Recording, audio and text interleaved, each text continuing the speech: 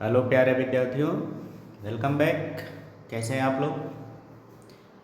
I hope आप लोग अच्छे होंगे, मस्त होंगे और पढ़ाई में व्यस्त होंगे।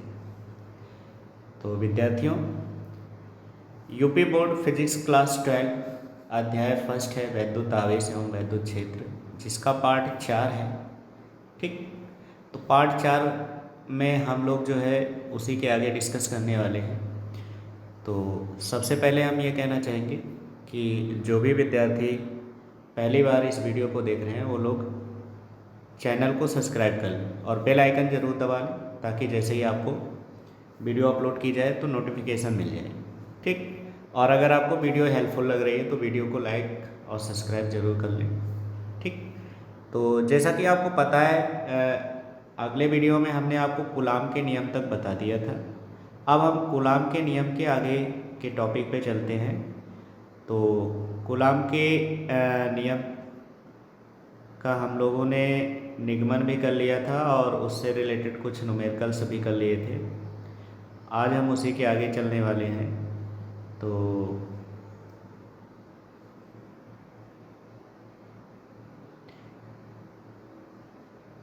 इस वीडियो में हम लोग कूलाम के सदिश का निरूपण करने वाले हैं कि कूलाम के नियम का सदिश निरूपण क्या होता है। ठीक, तो कूलाम के नियम का सदिश स्वरूप क्या होता है उसको हम प्रूव करके देखने वाले हैं और इससे क्या क्या कंडीशंस निकलती हैं ये भी जानने वाले हैं।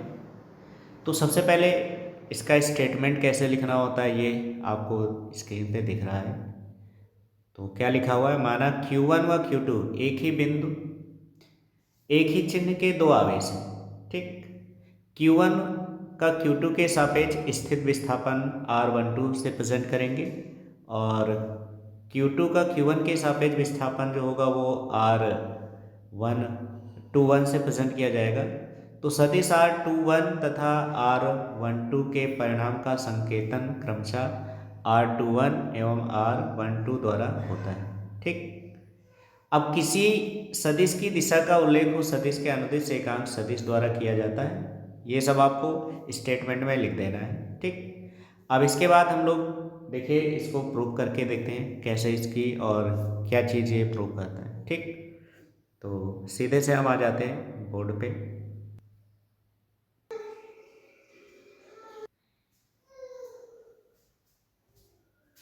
तो सबसे पहले क्या करना है, आपको एक फिगर ड्रा कर लेना है। ठीक, जो स्टेटमेंट लिखा है उसी स्टेटमेंट के अकॉर्डिंग आपको फिगर ड्रा करनी है। तो क्या करते हैं, सबसे पहले एक 3D में हम बना लेते हैं फिगर।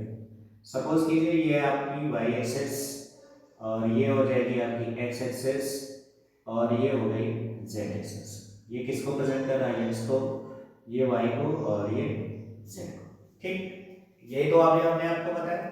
ये हमारी ओरिजिन पॉइंट हो जाएगी ओ, और यहाँ पे मान लो कोई चार्ज है, ये कोई चार्ज है जिसका हमने जिक्र किया था Q1, और ये कोई पॉइंट है यहाँ पे। ठीक, ये हो गया जिसका चार्ज हो गया कि ना Q2। ठीक, अब इस पॉइंट से इसके अगर हम विस्थापन की बात करें, यानी इसका जो सदिश है वो क्या है, R1।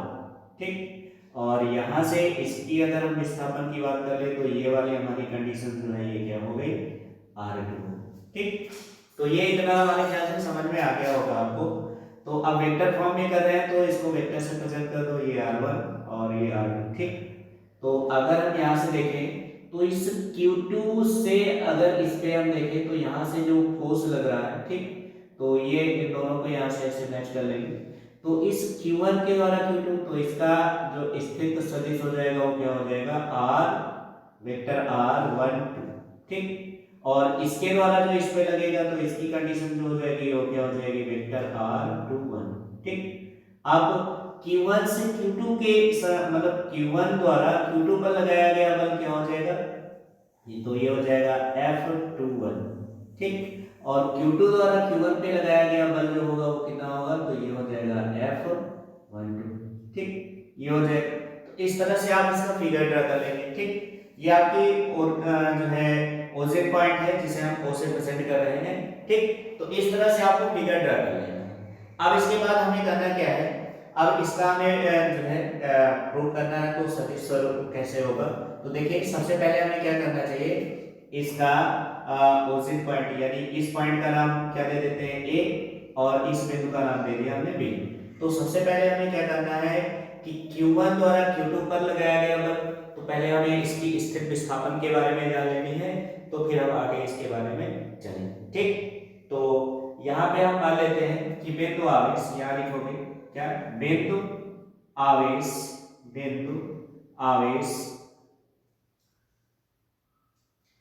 Q1 द्वारा Q1 द्वारा Q1 और Q2 लिख लेते हैं। क्या लिखेंगे, Q1 व Q2 के सापेक्ष स्थित सदिश, सापेक्ष स्थित सदिश।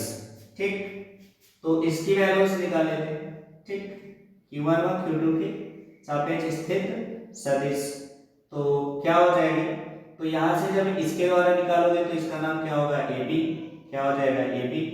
अब इसको अगर हम वेक्टर फॉर्म में लिख रहे हैं तो AB को क्या लिखते हैं, मूल बिंदु के सापेक्ष OB माइनस OA। ठीक, क्या हो जाएगा, OB माइनस OA। अब यहाँ से देखो, ये अगर बिंदु से इसकी दूरी की बात किया जाए तो हमारी जो वेक्टर OA की वैल्यूज होगी वो कितनी होगी, वेक्टर R1। ठीक, और अगर हम OB की बात करें तो OB की वैल्यूज होगी वो क्या होगी, तो ये वाली वैल्यूज हो जाएगी जिसकी वैल्यूज हो गई वेक्टर R2। इस तरह से प्रेजेंट करें। तो अब इसका अगर हम इसके Q1 और Q2 के रिस्पेक्ट में इसकी जो है डिस्टेंस निकाल रहे हैं AB की, तो वो क्या हो जाएगी, तो ये हो जाएगी vector AB is equal to OB की वैल्यूज है R2, तो यहाँ पे हो गया R2 माइनस OA की वैल्यूज हो गई R1। ठीक, ये हो गई। अब इसकी स्थित एकांक सदिश निकालेंगे, तो एकांक सदिश क्या हो जाएगी, एकांक सदिश। तो अगर हम इसका एकांक सदिश निकालें तो क्या हो जाएगा, इसे हम R12 कैप से प्रेजेंट कर देंगे। ठीक, ये देखो इसका डायरेक्शन क्या है, R12। ठीक है ना, तो अगर हम यहाँ से इसकी रिस्पेक्ट में मतलब ये निकाल रहे हैं तो एकांक सदिश निकाल रहे हो तो यहाँ कैप लगाओगे, वेक्टर नहीं। तो जिसकी वैल्यूज आप लोग पढ़ चुके हो कैसे जो है एकांक सदिश निकालते हैं। ठीक, तो अगर हम एकांक वैल्यूज निकालते हैं तो यूनिट वेक्टर निकालने का फार्मूला क्या होता है, vector n upon magnitude of vector n। तो यहाँ क्या हो जाएगा, vector 1 2 upon magnitude of vector 1 2। ठीक, ये हो गए। इसी तरह अब हम Q1 Q2 और Q1 के रिस्पेक्ट में निकालेंगे। ठीक, तो यहाँ लिखेंगे इसी प्रकार। ठीक, इसी प्रकार है ना, Q2 और Q1 के रिस्पेक्ट में निकाल लेते हैं। ठीक है ना, सापेक्ष। तो जब यहाँ पे इसके सापेक्ष निकालेंगे तो क्या हो जाएगा, तो यहाँ पे हमारा कंडीशन समझ जाएगा क्या, अब यहाँ Q2 और Q1 तो ये डायरेक्शन हो जाएगा, अब इस डायरेक्शन में हो गया तो ये क्या बन जाएगा आपका वेक्टर बी ए जाएगी। ठीक, तो वेक्टर बी, अब इसका अगर हम उस फॉर्म में निकालेंगे तो क्या हो जाएगा, तो ये हो जाएगा आपका ओ बी माइनस ओ ए, सॉरी यहाँ पे आपका हो जाएगा ओ ए माइनस ओ बी है, तो ओ ए माइनस ओ बी। ठीक, ये हो गया। चलो अब इसकी वैल्यूज रख देते हैं, तो ओ ए का मान ये लिखा हुआ है, ओ बी का मान ये लिखा है। ठीक, तो यहाँ पे हमें वेक्टर बी ए की वैल्यूज मिल जाएगी, ओ ए की वैल्यूज हो गई vector R1 minus O B की वैल्यूज हो गई वेक्टर R2। ठीक, ये हो गई।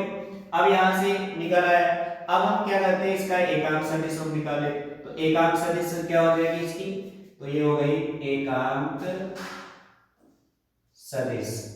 तो एकांक सदिश कितना हो जाएगा, तो इसे हम दिखाएंगे वेक्टर 2 1 और कैप हो जाएगी जिसकी वैल्यूज हो जाएगी वेक्टर 2 1 अपॉन वेक्टर 2 1 का मैग्नीट्यूड। ठीक, तो इस तरह से आपको इसके सारे फॉर्म को कन्वर्ट कर लेना है। तो ये आपकी कंडीशंस हो गई।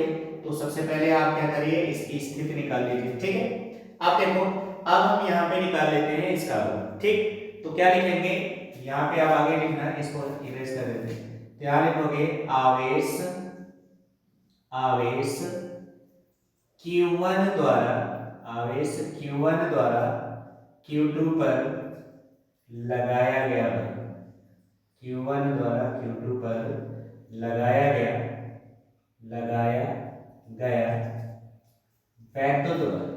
वैद्युत बल। ठीक, ये हो गया। तो चलिए देखते हैं कितना इस पे फोर्स लग रहा है। ठीक,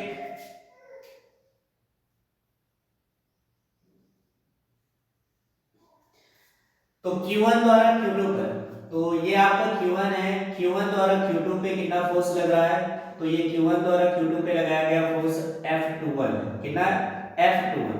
तो क्या हो जाएगा, vector F21 is equal to, formula क्या होता है 1/4 पाई एप्सिलॉन 0, फिर क्या हो गया Q1 Q2 अपान, अब यहाँ पे अगर इसका हम कंडीशन देखें तो भाई ये वाली डिस्टेंस हो जाएगी और ये डिस्टेंस हमारी क्या हो गई AB, क्या हो जाएगी AB का स्क्वायर। ठीक, तो इस डायरेक्शन में लग रहा। ठीक, तो AB का स्क्वायर ये हो जाएगा AB स्क्वायर। ठीक, अब हम लोग क्या करते हैं AB की वैल्यूज, तो AB की वैल्यूज क्या है ये देखो यहाँ पे लिखा हुआ है AB इक्वल टू कितना लिखा हुआ है ये लिख दिया गया है। ठीक, तो इसकी वैल्यूज जब रखेंगे तो हमारी वैल्यूज निकल के क्या आ जाएगी, तो यहाँ पे हो जाएगा vector F21 equal to 1/4 pi epsilon 0, और यहाँ पे जब इसकी वैल्यूज रख देते हैं तो Q1 Q2 अपान AB, तो AB की वैल्यूज ये हो गई, तो यहाँ से जब इसका मान रखेंगे वेक्टर फॉर्म में रखना है तो क्या हो जाएगा R, और यहाँ पे AB है ना R21, तो ये हो जाएगा R vector R21 minus vector R1। ठीक, ये हो गई आपकी, और अपान नीचे क्या हो जाएगा, तो आपकी वैल्यूज मिल जाएगी, तो यहाँ पे हमारी जो वैल्यूज हो गई वो क्या हो गई R21 माइनस R1 का होल क्यूब हो जाएगी। ठीक, ये हो गया, तो ये तो हमारी वैल्यूज आ गई वेक्टर फॉर्म में। ठीक, तो ये हो गया। अब इसको आप मान लीजिए इक्वेशन फर्स्ट, ठीक है ना, इसको क्या मान लेते हैं इक्वेशन फर्स्ट। अब इसके बाद आपको करना क्या है, इसके बाद हम लोग क्या करते हैं इसकी वैल्यूज कर देते हैं, इसी प्रकार लिखेंगे, इसी प्रकार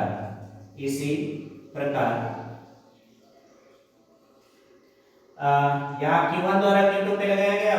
अब हम लिखेंगे आवेश Q2 द्वारा Q1 पर लगाया गया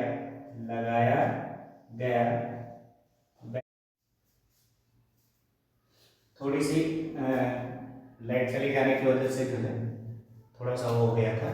चलिए इसी के आगे चलते हैं। तो आवेश Q2 द्वारा Q1 पे लगाया गया वैद्युत बल, इसकी वैल्यूज निकालते हैं।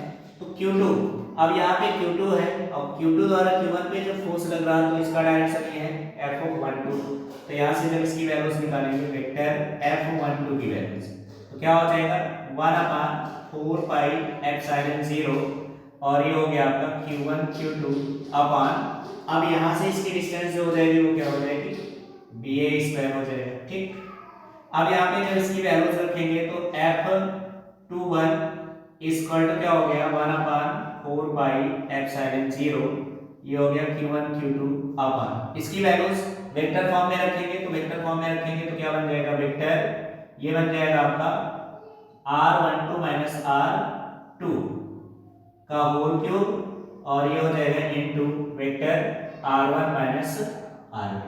ठीक, ये वेक्टर फॉर्म में आ गए।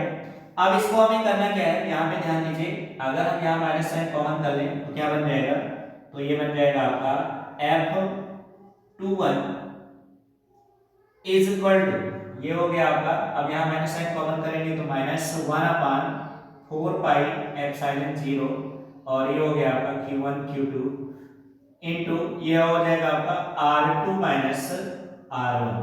ठीक, अपान नीचे, अब इसका मैग्नीट्यूड वैल्यूज है तो मैग्नीट्यूड वैल्यूज हमेशा पॉजिटिव ही होता है, तो ये हो जाएगा वेक्टर R2 माइनस R1 का होल क्यूब, ये हो गया। ठीक, अब यहाँ पे देखिए अगर हम ये पूरी वैल्यूज की बात करें तो ये पूरी वैल्यूज हमारी ये इससे मैच करती है। ठीक, तो जब ये इससे मैच करती है तो इसके प्लेस पे हम क्या लिख सकते हैं F21। ठीक, यहाँ पे 1 2 है। ठीक, ये क्या है 1 2, ठीक, क्या है F12। ठीक, ये हो गया। अब यहाँ पे देखो इसके प्लेस पे हम ये वैल्यूज पुट कर सकते हैं यहाँ पे, तो यहाँ पे रख देंगे, तो यहाँ लिखेंगे समीकरण 1 से जब यहाँ पे इसकी वैल्यूज रखोगे तो क्या बन जाएगा ये F12 इज इक्वल टू, यहाँ पे इसकी वैल्यूज हो गई माइनस, और ये पूरी वैल्यूज हम यहाँ से जब रखेंगे तो ये बन जाएगा आपका F21। ठीक, ये हो गया। तो अब यहाँ पे देखिए ये हमारा एक कंडीशंस प्रूफ हुआ। कौन सा?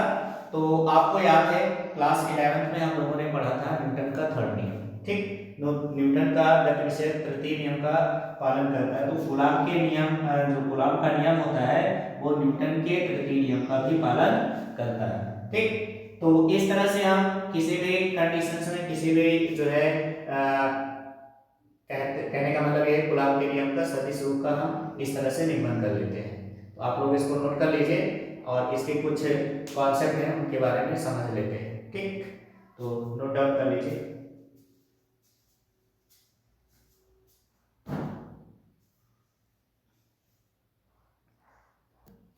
इसी के आगे अब अगला आपका कंडीशंस आ गया है गुलाम के नियम के सदिश स्वरूप का महत्व।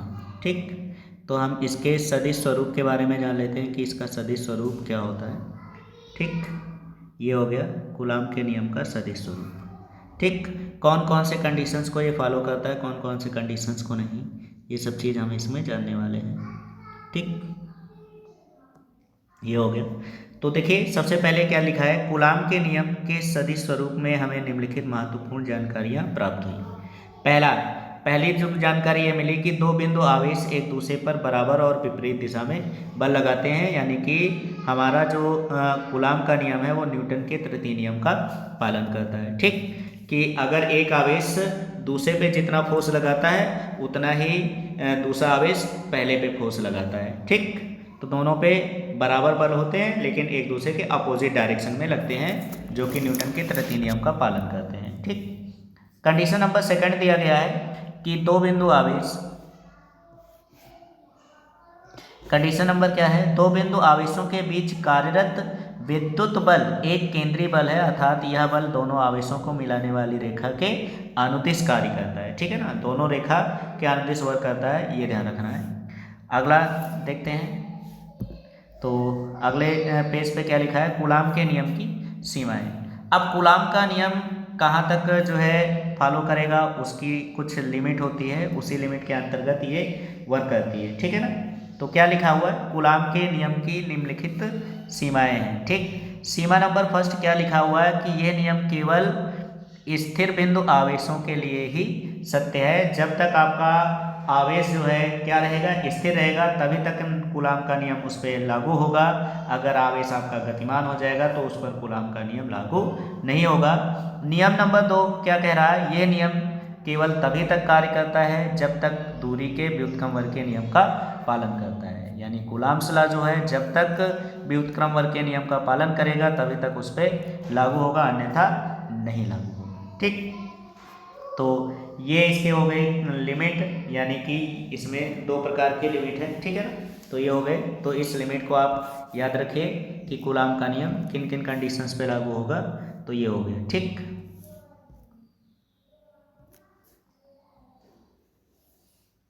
ये देखिए।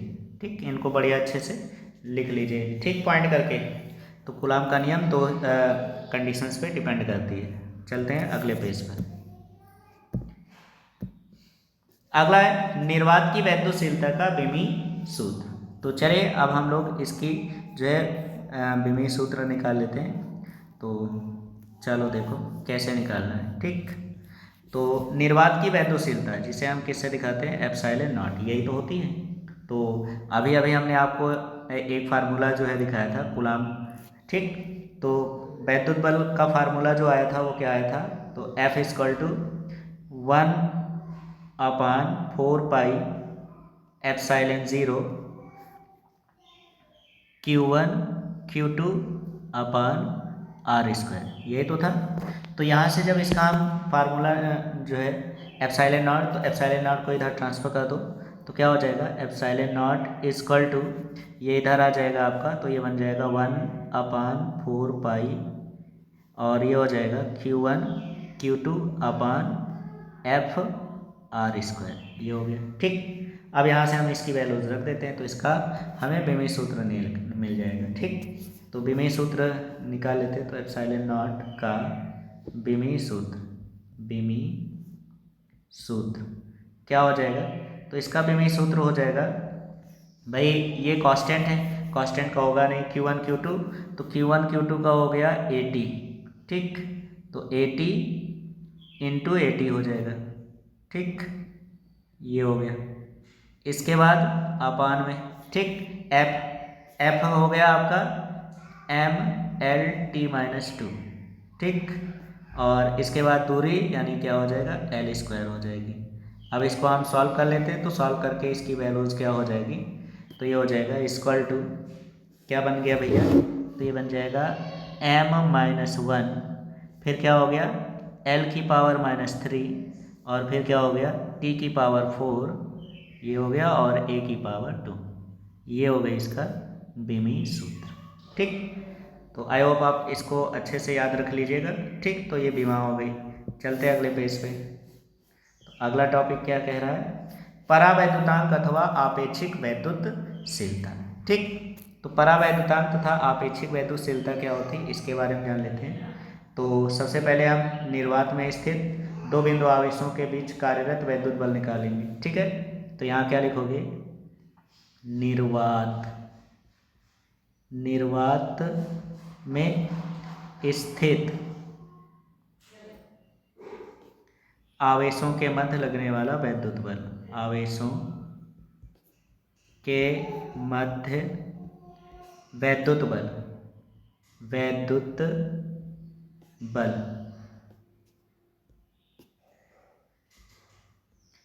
जिसका फार्मूला क्या होता है, F=1/4πε0, ठीक, और ये हो जाएगा आपका Q1 Q2/R², ठीक, ये हो गया। अब इसको आप मान लीजिए इक्वेशन फर्स्ट, ठीक। अब इसी को हम क्या करते हैं, अभी तक ये आपका निर्वात में था, अब इसे हम के परावैद्युतांक वाले माध्यम में ही उतनी दूरी पे रख दें, ठीक। क्या लिखोगे, के परावैद्युतांक वाले माध्यम में उतनी ही दूरी पर रखने पर दो स्थिर बिंदु आवेशों के बीच कार्यरत वैद्युत बल, इतना आपको लिखना है। तो अब मीडियम में रख रहे हो तो इसे FM से प्रेजेंट कर देते हैं, ठीक, FM, ये हो गया, ठीक। तो क्या हो जाएगा, तो यहाँ पे हो जाएगा आपका 1/4πε0। अब मीडियम के परावैद्युतांक, तो माध्यम हो गया के, और ये हो जाएगा आपका Q1 Q2/R², ठीक, क्योंकि उसी दूरी पे रखा है। तो इसको लेट कर लेते हैं इक्वेशन सेकेंड, ठीक।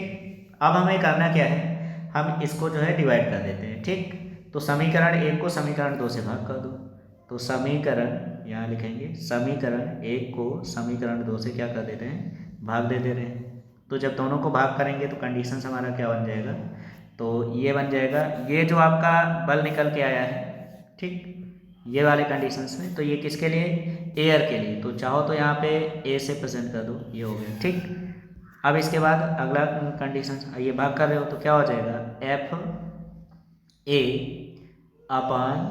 FA/FM, ये हो गया इक्वल टू। अब यहाँ पे हमारी वैल्यूज FA की वैल्यूज क्या आई थी, तो 1/4πε0, तो 1/4πε0, और ये हो जाएगा Q1 Q2/R², और पूरे का भाई यहाँ पे इसकी वैल्यू रखेंगे तो 1/4πε0K, और ये भी हमारा बन गया Q1 Q2/R², ठीक। तो यहाँ पे अगर देखा जाए तो ये पूरी की पूरी वैल्यूज हमारी क्या हो जाएगी, कैंसिल हो जाएगी, और ठीक। तो यहाँ पे हमारा कंडीशंस क्या हो जाएगा, ये पलट के ऊपर चला जाएगा। तो यहाँ पे क्या कंडीशंस बन जाएगा, ये बन गया आपका FA/FM इक्वल टू 1/4πε0, ये हो गया। और यहाँ पे आपका हो गया, इसकी वैल्यू जब रख दिए तो ये नीचे आ गया, और यहाँ देखो ये वाला पार्ट आपका ऊपर चला जाएगा, तो ये नीचे आ गया, तो ये ऊपर जाएगा, तो ये बन जाएगा, क्या बनेगा ये, तो ये आपका बन जाएगा 1 और ये पलट के ऊपर चला जाएगा, तो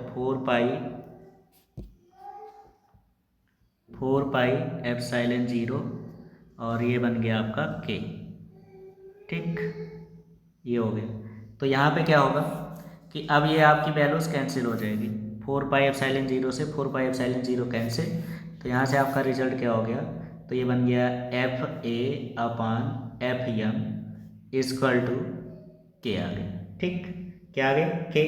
तो अब यहाँ पे अगर हम इसकी वैल्यूज रख दें, ठीक, तो यहाँ पे आपको पता है, चूंकि आपको पता है एप्सिलॉन इक्वल टू क्या होता है, एप्सिलॉन 0 k होता है। ठीक, तो ये वैल्यूज अगर हम यहाँ पे रख दें k के प्लेस पे, तो कंडीशंस क्या बन जाएगा, तो k इक्वल टू हो जाएगा एप्सिलॉन अपान एप्सिलॉन नॉट, क्या हो जाएगा, एप्सिलॉन अपान एप्सिलॉन नॉट हो जाएगा, ये इधर आ गया। तो इसके प्लेस पे इसकी वैल्यूज रख देते हैं, तो हमारा रिलेशन क्या बन जाएगा, तो ये बन जाएगा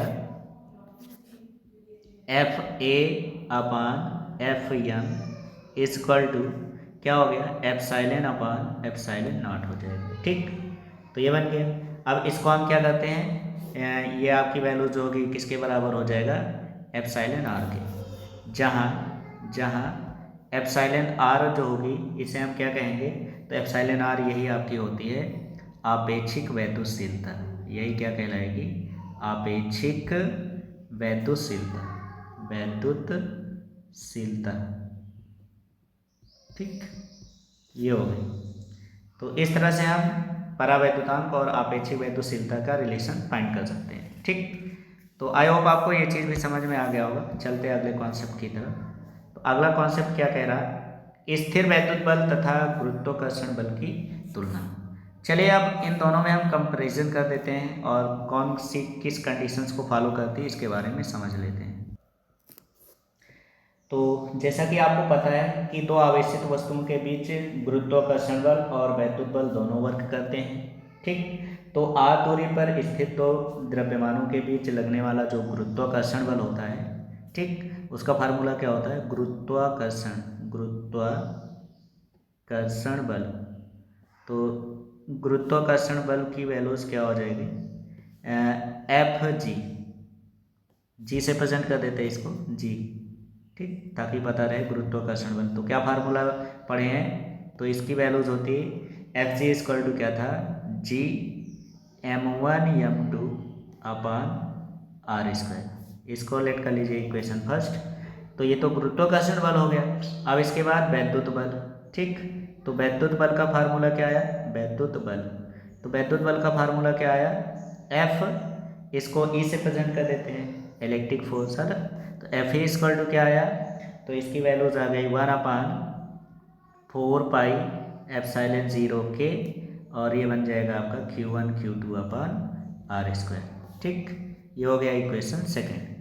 अब यहाँ से अगर हम इन दोनों में समानताएं और असमानताएं देखें तो क्या क्या हमें समान दिख रहा है। ठीक, तो सबसे पहले आप हेडिंग डालोगे समानताएं। ठीक, सबसे पहले हेडिंग क्या डालोगे, समानताएं, और समानताएं में क्या क्या है वो जान लेते हैं। तो ये समानताएं हेडिंग पड़ी हुई है। ठीक, तो पहला समानता यह है कि दोनों बल दूरी के व्युत्क्रम वर्ग के नियम का पालन करते हैं। ठीक, दोनों बल हमारे जो होते हैं वो व्युत्क्रम वर्ग के नियम का पालन करते हैं। जैसा कि यहाँ पे देखो ये है, यहाँ पे हम देख रहे हैं कि हमारी जो गुरुत्वाकर्षण बल है, ठीक, ये जो होती है Fg, ये भी जो है 1/r² के समानुपाती है, और Fe भी जो है ये भी 1/r² के क्या है, समानुपाती। तो दोनों नियम क्या कर रहे हैं, व्युत्क्रम वर्ग के नियम का पालन कर रहे हैं। ठीक, तो पहला कंडीशन हमें आपको समझ में आ गया कि दोनों बल जो होते हैं दूरी के वर्ग के व्युत्क्रम नियम का पालन करते हैं। ठीक, तीसरा कंडीशन ये है कि दोनों बल, दूसरा कंडीशन ये है कि दोनों में समानताएं क्या हैं, तो दोनों बल केंद्रीय एवं संरक्षी बल हैं, यानी इनमें किसी भी प्रकार की कोई बल का मतलब कम या ज़्यादा नहीं होती। दोनों के दोनों बल जो है वो क्या है, संरक्षित है, दोनों में किसी भी प्रकार की कोई जो है हानि नहीं होती। ठीक, अब इसके बाद अगला चीज़ है असामान्यताएं। ठीक, तो अगली हम इसमें देख लेते हैं कि कौन कौन से कंडीशंस है जो इसमें अलग अलग है। तो पहला है वैद्युत बल आकर्षण एवं प्रतिकर्षण दोनों प्रकृति का हो सकता है। ठीक, तो फोर्स जो होती है वो चार्ज की प्रकृति पे डिपेंड करती है, इलेक्ट्रिक फोर्स। तो पहला क्या होगा, वैद्युत बल आकर्षण व प्रतिकर्षण दोनों प्रकृति की हो सकता है। इसका मतलब ये है कि हमारी जो इलेक्ट्रिक फोर्स होती है वो आवेश की प्रकृति पे डिपेंड करती है। अगर आवेश आपके जो है दोनों पॉजिटिव हैं, ठीक, क्या है, अगर आपका Q1 भी पॉजिटिव हो और Q2 भी पॉजिटिव है तो इस कंडीशंस पे फोर्स कैसा होता है, प्रतिकर्षण बल होता है, ठीक है ना। कैसा होता है, प्रतिकर्षण। अगर एक पॉजिटिव हो और दूसरा क्या हो, निगेटिव हो, तो इन पे जो फोर्स होता है वो कैसा होता है, अट्रैक्शन फोर्स होता है। तो आवेश जो मतलब वैद्युत बल जो होती है वो आवेशों की प्रकृति पे डिपेंड करती है कि दोनों के आवेशों की प्रकृति कैसी है। तो अगर सजातीय प्रकृति है यानी दोनों पे धन चार्ज है या माइनस चार्ज है तो उस कंडीशन पे उस पर प्रतिकर्षण बल लगेगा। और अगर विजातीय आवेश होंगे यानी एक पे प्लस होगा दूसरे पे माइनस होगा तो उस कंडीशन में कैसा होगा, आकर्षण बल लगेगा। जबकि हमारे जो गुरुत्वाकर्षण बल है ये सीधे से जब भी कोई वस्तु जो है पृथ्वी से ऊपर जाती है तो वो सारी की सारी वस्तुएं हमारी क्या होती है, नीचे पृथ्वी पर ही आती है। यानी कि गुरुत्वाकर्षण बल जो है उसमें केवल और केवल आकर्षण बल ही होता है, प्रतिकर्षण बल नहीं होता है, ठीक। तो ये है इसकी प्रकृति असामान्यताएं कि वैद्युत बल जो होती है उसमें आकर्षण प्रतिकर्षण दोनों होता है, जबकि गुरुत्वाकर्षण बल सदैव आकर्षण बल ही लगाती, मतलब वस्तु को अपनी ओर आकर्षित करती, यानी उसमें केवल आकर्षण की प्रकृति होती है, ठीक। तो नियम नंबर 2 क्या है, तो पहले ये समानता हो गई, ठीक। तो ये आप इसको अच्छे से ढूंढो। अब इसके बाद सामान्यता नंबर सेकंड, असामान्यता नंबर सेकंड क्या है, वैद्युत बल दोनों आवेशों के बीच के माध्यम पे डिपेंड करता है, जबकि गुरुत्वाकर्षण बल दोनों द्रव्यमानों के बीच के माध्यम पे निर्भर नहीं करता है, ठीक। तो ये है, तो ये हो गई असामान्यता नंबर 2 कि वैद्युत बल आवेशों के माध्यम पे डिपेंड करता है जबकि गुरुत्वाकर्षण बल माध्यम पे डिपेंड नहीं करता है। तीसरा असामान्यता ये है कि जो वैद्युत बल होते हैं वो गुरुत्वाकर्षण बल से बहुत अधिक शक्तिशाली होते हैं, यानी वैद्युत बल जो होती है वो गुरुत्वाकर्षण बल से क्या होती है, ज़्यादा शक्तिशाली होती है, ज़्यादा पावरफुल होती है, ठीक। तो आपका इलेक्ट्रिक फोर्स जो होती है Fg से बहुत ज़्यादा शक्तिशाली होती है, बहुत ज़्यादा पावरफुल होती है, ठीक। तो ये हो गई आपकी वैद्युत बल और गुरुत्वाकर्षण बल में क्या क्या समानताएं और क्या क्या असामान्यताएं हैं, इस तरह से हम फाइंड कर लेते हैं, ठीक। अगला टॉपिक है सतत आवेश वितरण, ठीक, सतत आवेश। तो सतत आवेश वितरण का मतलब क्या होता है,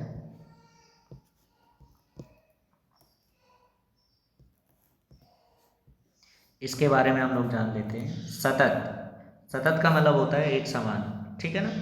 तो अगर हम कोई चार्ज जो है किसी चालक या किसी जो है वस्तु पे या कहीं पर भी जब उसको हम चार्ज करते हैं तो उसका आवेश जो होता है उस वस्तु पे एक समान रूप से क्या होती है, बढ़ जाती है, फैल जाती है। इस घटना को ही हम क्या कहते हैं, सतत आवेश वितरण। देखो क्या लिखा हुआ है यहाँ पे, लिखा हुआ है किसी वस्तु को दिया गया आवेश उस पर एक समान रूप से वितरित हो तब इसे हम सतत आवेश वितरण कहते हैं, ठीक है ना। तो जब भी हम किसी वस्तु को चार्ज करते हैं तो वो चार्ज जो होती है उस वस्तु पर एक समान रूप से वितरित हो जाए तो इस घटना को ही हम क्या कहते हैं, सतत आवेश वितरण। अब सतत आवेश वितरण जो होती है वो कितने प्रकार से हो सकती है, तो सतत आवेश वितरण एक बेमी, द्विबेमी और त्रिबेमी हो सकती है, तीनों कंडीशंस में, जिन्हें हम रेखीय आवेश वितरण, पृष्ठीय आवेश वितरण और आयतन आवेश वितरण के नाम से जानते हैं, ठीक।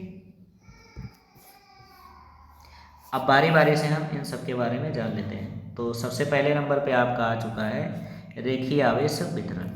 तो चलिए देखते हैं रेखीय आवेश वितरण क्या होती है, इसको हम कैसे पहचानें, ठीक।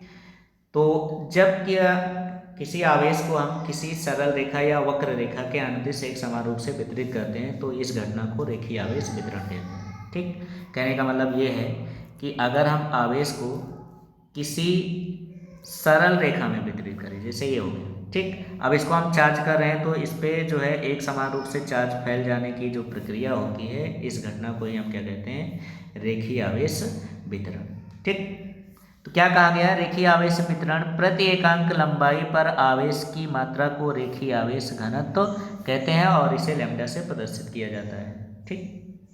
यदि रेखीय आवेश वितरण सूक्ष्म अवयव खंड dl पर आवेश dq हो तो रेखीय आवेश घनत्व का जो फार्मूला होगा वो क्या होगा, तो लैम्डा इक्वल टू होता है dQ/dl। इसका मात्रक क्या होगा, कूलम प्रति मीटर होता है। ठीक, तो ये डेफिनेशन याद रखिएगा। अगला है सेकेंड नंबर।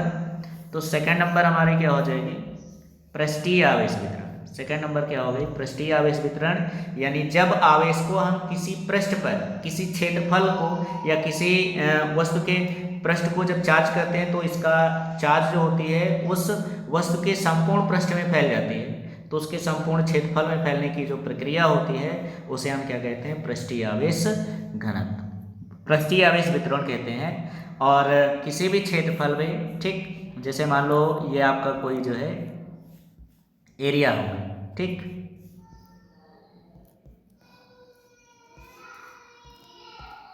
ये हो, ठीक, ये है कोई क्षेत्रफल है। अब इसको हम क्या करें, जो है इस पे आवेश कर जो है दे दिया जाए, इसको चार्ज किया जाए। तो चार्ज क्या हो, जब इसके क्षेत्रफल पर एक समान रूप से क्या हो जाए, फैल जाए, एक समान रूप से क्या हो जाए, फैल जाए, जैसे ये हो गया। ठीक, तो किसी वस्तु को दिया गया आवेश जब उसके क्षेत्रफल में, उसके पृष्ठ पर एक समान रूप से वितरित हो जाती है तो इस घटना को ही हम क्या कहते हैं, आवेश वितरण। अगर आवेश की मात्रा को जो है एकांक क्षेत्रफल पर जो है क्या कहते हैं, फैलती है, तो उस घटना को हम क्या कहते हैं, पृष्ठीय आवेश घनत्व कहा जाता है। ये ध्यान रखना। ठीक, तो ये लिखा हुआ है, क्या लिखा है, जब आवेश का वितरण किसी पृष्ठ पर एक समान रूप से होता है तो इसे पृष्ठीय आवेश वितरण कहते हैं। अब इसके डेफिनेशन हम बनाएंगे। तो पृष्ठीय आवेश वितरण प्रति एकांक क्षेत्रफल पर आवेश की मात्रा को पृष्ठीय आवेश घनत्व कहते हैं, और इसे किससे प्रदर्शित करते हैं, सिग्मा से। और इसका फार्मूला क्या हो जाएगा, तो इसका फार्मूला होता है भैया क्या, सिग्मा इक्वल टू dQ/dA। ठीक है ना, क्या हो गई, सिग्मा इक्वल टू dQ/dA। ठीक, अब Q, अगर इसके मात्रक की बात किया जाए तो बाई Q कूलम प्रति मीटर स्क्वायर हो जाएगा। ठीक, नेक्स्ट आपका हो जाएगा थर्ड नंबर। थर्ड नंबर पे क्या दिया गया, आयतन आवेश वितरण। तो आयतन आवेश वितरण ये हो गया कि अगर हम किसी चालक को आवेशित करें और उसका आवेश जो है उसके आयतन पर, जैसे ये आपका कोई वस्तु है, ठीक, और इसको अगर हम चार्ज करें, इस पे चार्ज दें, ठीक, तो इसको आवेशित कर दिया जाए तो ये चार्ज जो है इसके संपूर्ण आयतन में वितरित हो जाए। कहाँ पे वितरित हो जाए, संपूर्ण आयतन में वितरित हो जाए, तो इस घटना को हम क्या कहते हैं, आयतन आवेश वितरण। ये देखिए। ठीक, तो क्या लिखा है, जब आवेश का वितरण किसी वस्तु के संपूर्ण आयतन पर एक समान रूप से होता है तो इसे आयतन आवेश वितरण कहते हैं। और आयतन आवेश वितरण की प्रति एकांक आयतन पर आवेश की मात्रा को आयतन आवेश घनत्व कहा जाता है। इसे रो से प्रदर्शित करते हैं। ठीक, अगर हम इस आवेश को जो है किसी सूक्ष्म खंड dV पे जो है dQ आवेश देते हैं तो उसका जो फार्मूला हो जाएगा आयतन आवेश घनत्व का, वो क्या हो जाएगा, रो इक्वल टू हो जाएगा dQ/dV। तो आयतन का मात्रक होता है मीटर क्यूब, तो क्या हो जाएगा, कूलम प्रति मीटर क्यूब हो जाएगा। ये हो जाएगा इसका जो है मात्रक। ठीक, तो ये याद रखिएगा, मात्रक। अब यहाँ पे ध्यान दीजिए कैसे हम किस आवेश को वितरित करते हैं।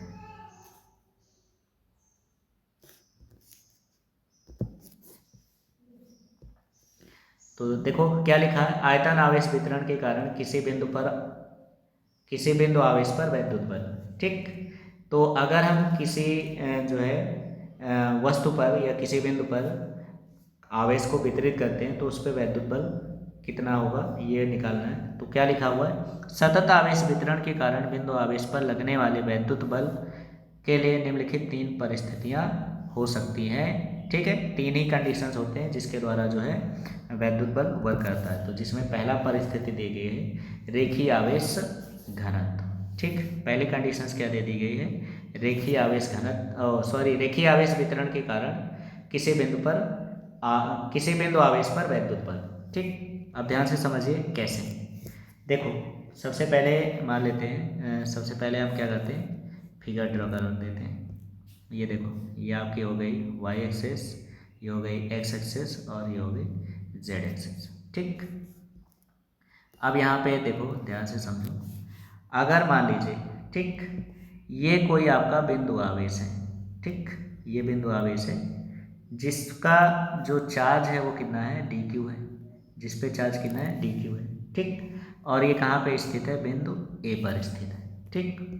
अब इसके बाद यहाँ पे मान लेते हैं ये आपका कोई जो है दूसरा बिंदु हो गया और इसका चार्ज हो गया क्यू, ठीक। और ये कहाँ पे स्थित है, बिंदु बी पे स्थित है, ठीक। अब अगर हम इन दोनों को जो है यहाँ से ये मिला देते हैं, ये हो गए, ठीक। और अगर हम इस बिंदु ओ के सापेक्ष इसकी स्थित सदिश की बात करें तो यहाँ से ये वाली दूरी अगर हमने मान लिया कितना है r1, कितना हो गया r1, और यहाँ से इसकी ये दूरी ले लेते हैं जो कि है आपकी कितनी r1, ठीक। वेक्टर फॉर्म में कन्वर्ट कर दो तो यहाँ वेक्टर लगा देते हैं, ठीक। ये y एक्सेस हो जाएगी और ये z एक्सेस हो गया, ठीक। ये आपका x हो गया, ये y हो गया और ये z हो गया, ठीक। ये तो अगर हम यहाँ से इसकी बात करें तो अब ये जो आपकी वैल्यूज़ है, अगर हम यहाँ पे मान लेते हैं कि ये जो चार्ज है ये जो चालक है, एक चालक क्षण बना देते हैं, ये हो गई आपकी चालक क्षण, ये ठीक। अब इसको अगर चार्ज किया जाए, ठीक, और चार्ज करने पे इसका जो चार्ज होती है वो इस चालक के एकांक लंबाई पर एक समान रूप से इस तरह से क्या होती है, फैल जाती है, ठीक। ये प्लस चार्ज हो गया, तो जब इस पर एक समान रूप से फैल जाती है तो इसमें अगर हम पहले तो यहाँ से ये पॉइंट ए है, ये बी है, तो यहाँ से जब इसकी डिस्टेंस की बात करें तो इसका जो डिस्टेंस होगा वो क्या होगा, जैसे ओ ए, तो ओ ए की वैल्यूज़ क्या है आर और ओ बी की वैल्यूज़ क्या है R1 है, ठीक। ये तो लिया गया, तो ये R हो गई और ये R1 हो गई, ठीक। तो अगर हम यहाँ से ए बी की वैल्यूज़ निकालें, ए बी, तो ए बी इक्वल टू कितना हो जाएगा, अभी हमने आपको बताया था, तो ए बी इक्वल टू क्या हो जाएगा, ओ बी माइनस ओ ए हो जाएगा, ठीक। और यहाँ से अगर हम ए बी की वैल्यूज़ निकालेंगे तो ए बी इक्वल टू क्या हो जाएगा, तो ए बी इक्वल टू हो जाएगा ओ बी की वैल्यूज़ हो गई R1 माइनस आर हो जाएगी, ठीक। तो अब हम क्या करते हैं कि ये जो आपका सूक्ष्म खंड है, ठीक, सूक्ष्म खंड यानी इसकी एक अल्पांश लंबाई यहाँ से यहाँ तक के ले लेते हैं और इसकी लेंथ मान लेते हैं कितनी है dl, ठीक। तो इसकी लेंथ अगर dl है तो इस dl पर बिंदु आवेश q द्वारा, है ना, इस q द्वारा लगाया गया बल कितना होगा, तो यहाँ से जब निकालेंगे, ठीक, तो यहाँ पे लिखोगे बिंदु बिंदु ए पर, बिंदु ए पर सूक्ष्म आवेश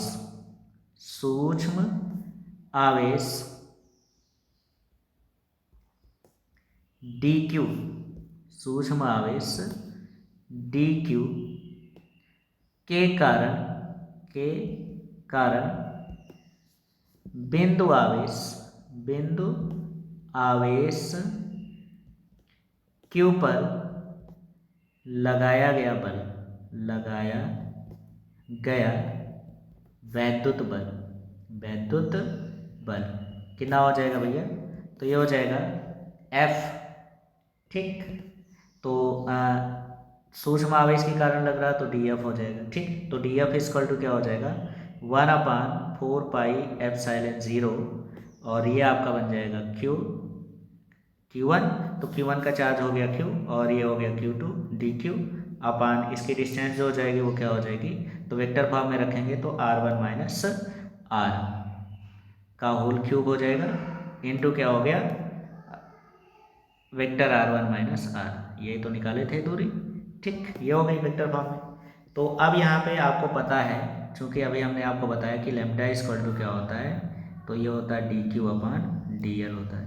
तो यहाँ से अगर हम DQ की वैल्यूज निकालेंगे तो DQ इक्वल टू क्या हो जाएगा लेमडा DL हो जाएगा, तो यहाँ पे पुट कर दो, तो ये क्या हो जाएगा आपका 1/4πε0 और यहाँ पे हम रख देते हैं तो ये हो जाएगा Q और DQ के स्थान पे इसकी वैल्यूज रखेंगे तो लेमडा DL अपान नीचे क्या हो जाएगा हमारा, तो नीचे हो गया मॉड R1 माइनस आर का होल क्यूब और इनटू क्या हो जाएगा R1 माइनस आर, ये हो गया, ठीक। तो अब इसको हम इसके पूरे चालक की लंबाई पे, है ना, तो संपूर्ण लंबाई पर, है ना, संपूर्ण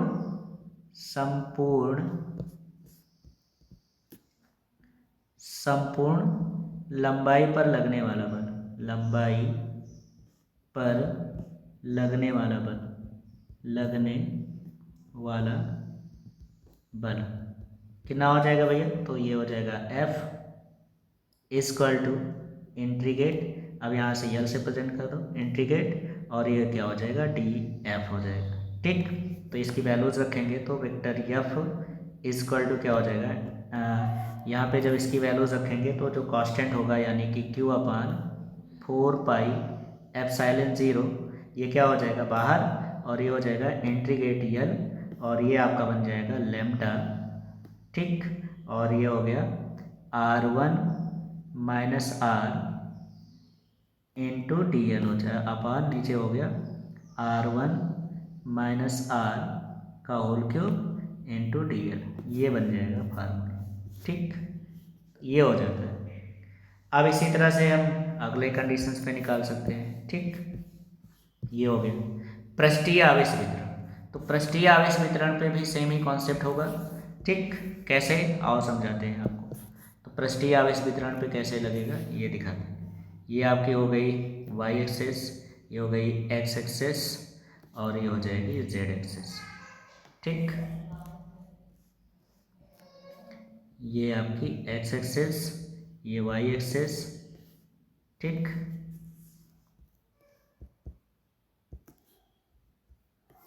और ये हो जाएगी z एक्सेस। ये आपकी ओरिजिन पॉइंट हो गई। ठीक, अब यहाँ पे हमने मान लिया कोई जो है पृष्ठ है। ठीक, ये हो गई अल्पांश क्षेत्रफल ये। ठीक, और इस पे अगर हम मान लो इसको जो है इसका जो चार्ज है, ठीक, यहाँ पे कोई पॉइंट है। ठीक, ये हो गया, ये कोई है आपका चार्ज जिसकी अल्पांश DQ है। ठीक, और इस पे एक समान रूप से क्या हो रही, वितरित हो रही। ठीक, और ये क्या हो गई पॉइंट A पे स्थित है। कहाँ पे स्थित है? पॉइंट A पे ये है। ठीक, अब ये कोई आपका सेकंड चार्ज हो गया ये। ठीक, जिसे हम B से प्रेजेंट कर रहे हैं, ये हो गया। ठीक, और इसका चार्ज कितना है? Q हो गया। तो यहाँ से जब इसकी डिस्टेंस हो जाएगी तो ये वाली दूरी, तो इस दूरी को हम किससे प्रेजेंट करते हैं? R1 से, और ये वाली दूरी आपकी क्या हो जाएगी? R हो जाएगी। ठीक, तो यहाँ से भी अगर हम OA और OB की वैल्यूज़ निकालें तो यहाँ से इसको जब मैच करेंगे तो ये हो जाएगा। ठीक, तो यहाँ से भी हम जब इसकी वैल्यूज़ निकालेंगे क्या हो जाएगा? तो ये हो जाएगा OA इक्वल टू R, और ये हो जाएगा OB इक्वल टू R1।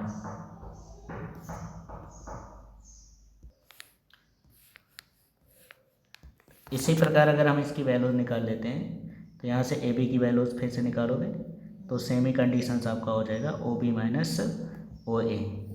ठीक, अब यहाँ से जब इसकी वैल्यूज रख देते हैं तो ये बन जाएगा आपका AB इक्वल टू क्या हो जाएगा? R1, तो ये हो गया R1 माइनस R। ठीक, अब इस पर भी हम आवेश निकालेंगे तो क्या हो जाएगा? DF equal to 1/4 pi epsilon 0, और ये हो गया Q DQ अपान नीचे क्या हो गया? R1 माइनस R का होल क्यूब इंटू ये हो गया R1 माइनस R। ठीक, तो ये हो जाएगा। अब यहाँ से इसके हम संपूर्ण क्षेत्रफल पे निकालेंगे तो संपूर्ण क्षेत्रफल, तो संपूर्ण क्षेत्रफल पे कितना हो जाएगा? संपूर्ण क्षेत्रफल, तो संपूर्ण क्षेत्रफल पे जब निकालेंगे तो क्या हो जाएगा? तो ये हो जाएगा F equal to Q upon 4 pi epsilon 0, और यहाँ पे देखो अगर हम इसकी वैल्यूज़ रख दें तो सिग्मा इक्वल टू क्या होता है? DQ अपान DA। ठीक, ये होता है। तो इस वैल्यूज़ को जब यहाँ पे पुट करोगे क्या बन जाएगा? तो ये हो जाएगा इंटीग्रेट, एरिया पे निकाल रहे हैं तो ये हो जाएगा Q, और ये हो जाएगा सिग्मा DA, सिग्मा अपान R1 माइनस R का cube into R1 minus R into DA। ये फार्मूला बन जाएगी। तो आज के लिए बस इतना ही, मिलते हैं नेक्स्ट वीडियो में। तो आप लोग अच्छे से पढ़ते रहिए, मस्त रहिए।